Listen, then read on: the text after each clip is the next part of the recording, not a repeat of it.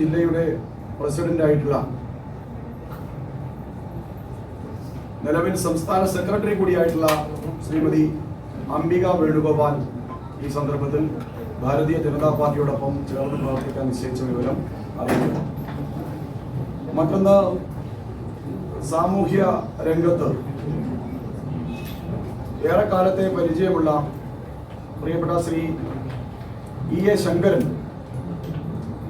ഇനി മുതൽ ഭാരതീയ ജനതാ പാർട്ടിയോടൊപ്പം ചേർന്ന് പ്രവർത്തിക്കാൻ വേണ്ടി നിശ്ചയിച്ചിട്ടുള്ള വിവരം കൂടി ഇവിടെ അറിയിക്കുന്നു.